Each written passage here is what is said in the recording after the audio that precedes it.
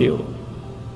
क्यों समझ से काम नहीं लेते हो? ए नौजवानों, हमें तवक्को है आपसे, ये ताले तोड़कर आप आगे बढ़ेंगे और ये जो एक फ़कीरों की कम्युनिटी है जो मिलजुल कर आगे बढ़ रही है, क्योंकि हमारे इस जमात के अफराद को हम सब का सफ़र जारी है। अल्हम्दुलिल्लाह हम सब ने मिलजुल कर कदम आगे रखे हैं, अल्हम्दुलिल्लाह बेहतरी की तरफ गए हैं। अल्हम्दुलिल्लाह आज हमारे जमात के अफराद एक दूसरे की मदद करते हैं, अल्हम्दुलिल्लाह बीमारों की इयादत करते हैं, अल्हम्दुलिल्लाह हुजूर अलैहिस्सलाम की पैरवी में भूखों को खिलाने की कोशिश करते हैं, ज़रूरतमंदों की ज़रूरत को पूरा करने की कोशिश करते हैं। ये हम और आपने मिलजुल कर ये काम शुरू किया है और इस पूरी जमात को, वो 500 है, 5000 है या जितने भी हैं, हमें बहुत दूर तक जाना है। तैयार हैं आप लोग? मैं सबसे पूछता हूँ, मर्दों से पूछता हूँ कि इस लंबे सफ़र के लिए मंजिल बहुत दूर है, ये एक दिन की बात नहीं, एक महीने की बात नहीं, एक साल की बात नहीं, एक नस्ल की बात नहीं, ये नस्लों की बात हो रही है। क्या आप लोग इस लंबे सफ़र के लिए तैयार हैं? इस सफ़र के लिए तैयार हैं? तो फिर हम और आप सबको इस जमात के साथ, इस मोहम्मदी काफ़िला के साथ, इस ज़ाकिरीन के हाथ में हाथ डाल के सफ़र को जारी रखना है। गर्म हवाएं भी चलती रहेंगी, सर्द हवाएं भी चलती रहेंगी। हमारे इरादे बढ़ाने वाले भी आएंगे, इरादे तोड़ने वाले भी आएंगे। मजाक भी उड़ाया जा सकता है, कुछ भी हो सकता है, लेकिन हमारी नज़र जो है दाएं बाएं खड़े हुए लोगों के इस जम गफ़ीर पर नहीं है, उनके तबसरों पर नहीं है, हमारी नज़र अपनी मंजिल पर है। मैं दोबारा पूछता हूँ कि ये जो सफ़र इस जमात ने मिलजुल कर शुरू किया है, कि इस सफ़र के लिए जितने भी सुनने वाले, जितने भी देखने वाले इस मुल्क में, इस मुल्क से दूर कहीं भी बैठे हुए हैं, तो इस सफ़र में आप मिलजुल कर आगे बढ़ने के लिए, चलने के लिए तैयार हैं? क्या आप तैयार हैं? क्या आप तैयार हैं? तो फिर कमर बस्ता हो जाए, फिर कमर बस्ता हो जाए और आगे बढ़ें। इंशाअल्लाह हम अपनी अल्लाह के करम से, अपने मुर्शिद कामिल की निस्बत से, हुजूर अलैहिस्सलातु वस्सलाम के नज़र इनायत से अपने मंजिल पर पहुँचेंगे और हुजूर अलैहिस्सलातु वस्सलाम के सामने हम सुरखरू होंगे। वो शफ़क़त की नज़र हम पर फरमाएंगे, वो इनायत की नज़र हम पर फरमाएंगे। तो इसलिए आगे बढ़ते रहें। मन शज़्ज़ शुज़्ज़ फ़िन्नार वअतसिमू बिहब्लिल्लाहि जमीआ, खुदा की रस्सी को मजबूती से थाम लो। ये जो गुफ्तगू अभी मैंने की कि क्या सफ़र के लिए तैयार है, तो उस रस्सी को हम थाम कर चल रहे हैं जो अल्लाह की रस्सी है। वला तफ़र्रक़ू, मुख्तलिफ टोलियों में, मुख्तलिफ फ़िरक़ों में, मुख्तलिफ ग्रुपों में बँट न जाओ, मिलजुल कर इस जमात का फ़र्द बनकर मुतहर्रिक फ़ाल आगे बढ़ने की कोशिश करो। मन शज़्ज़ शुज़्ज़ फ़िन्नार, ये कौल है या जो भी है वो अहले इल्म जानते हैं। मैं ये आज तो भूल चुका है, जो भी छोटी मोटी किताबें पढ़ी थी वो भूल गई। वो कहा गया है कि जो भी जमात के हिस्से से अलग हो गया वो आग के हवाले हो गया, यानी कि ज़ाया हो गया।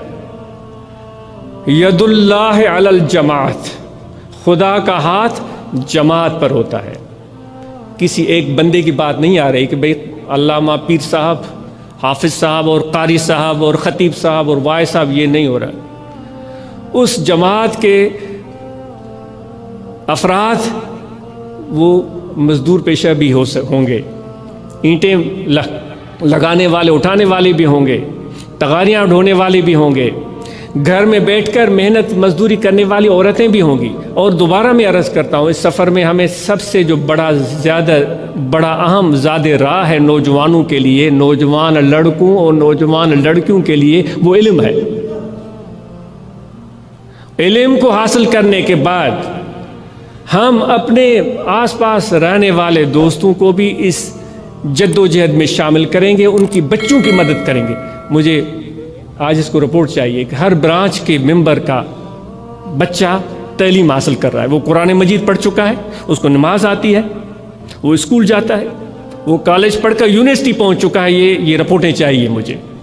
آج اس کو چاہیے کہ صرف خالی سرٹیفکیٹ نہیں چاہیے، جس طرح کہ ہماری قوم سالوں سے اس کاغذ کے ٹکڑے کے پیچھے بھاگتی رہی ہے۔ نہیں، باشعور، سمجھدار، متحرک، فعال، باعزم نوجوان چاہیے جو اس جماعت کی، اس پورے ملک کی قیادت کریں اور آگے بڑھیں۔ اس پاکستان میں بیرون ملک رہنے والے جو ہمارے طبقہ فکر ہیں، مختلف شعبہ زندگی، ان میں امیر لوگ بھی ہیں۔ میری استدعا ہے ان امیر اور صاحب ثروت اور دولت مند لوگوں سے جن کے پاس خدا کا دیا ہوا بہت کچھ ہے۔ اے میرے بھائیوں، اے دولت مند بھائیوں، کیا آپ نے اپنی ذمہ داریاں پوری کی ہیں؟ پوچھ لیں آپ سے، اپنے آپ سے پوچھ لیں، کیا آپ نے اپنی ذمہ داریاں پوری کی ہیں؟ کہ کل روز قیامت خدا کے سامنے ہمیں پیش ہونا ہے، ہم سے پوچھا جائے گا کہ ضرورت مندوں کی ضرورت کو پورے کرنے کے بجائے تم تو اپنی تجوریاں بھرتے رہے، تم تو اپنی جیبیں ہی بھرتے رہے، اور بڑا احسان کر دیا اس امیر اور سیٹھ نے، بڑا احسان کر دیا تو بھائی ایک زوردار عمرہ کر دیا، عمرے پہ عمرہ، پھر اس پر عمرہ، پھر اس پر عمرہ، پھر اس پر عمرہ، 1 حج، 2 حج، 10 حج، 15، 20 حج، بے شک کریں۔ میں آپ سے پوچھتا ہوں کہ یا کرنے کے بعد آپ سمجھتے ہیں کہ آپ کی ذمہ داریاں پوری ہو گئیں؟ 10 عمروں کے بعد، 5 حجوں کے بعد، نماز، عبادت، الحمدللہ اللہ سب کو نصیب کرے۔ کیا اے امیر لوگوں آپ کی ذمہ داریاں پوری ہو گئیں؟ ایک سادہ سا سوال ہے، آپ خود ہی سوچیں اور خود ہی اپنے آپ کو بتائیں۔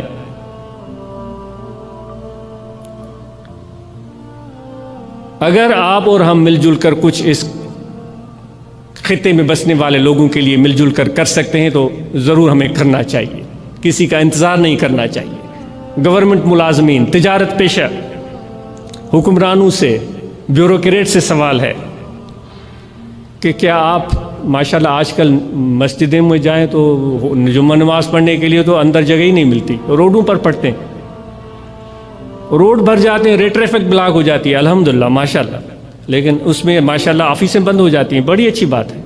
میں آپ سے چھوٹی سی یہ بات پوچھتا ہوں، گورنمنٹ ملازموں سے، پرائیویٹ ملازموں سے، بیوروکریٹ حضرات سے، حکمرانوں سے، الحمدللہ نماز تو آپ نے پڑھی، اللہ تعالیٰ مجھے بھی توفیق دے اور ہماری نماز قبول فرمائے۔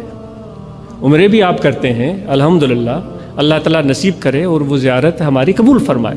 میں آپ سے پوچھتا ہوں، کیا آپ ٹائم پر آفس پہنچتے ہیں؟ جو ضرورت مند لوگ باہر کھڑے ہوتے ہیں، جن کی جیب سے ٹیکس کٹ کر آپ کو تنخواہ ملتی ہے، ان کے کام آپ وقت پر کرتے ہیں؟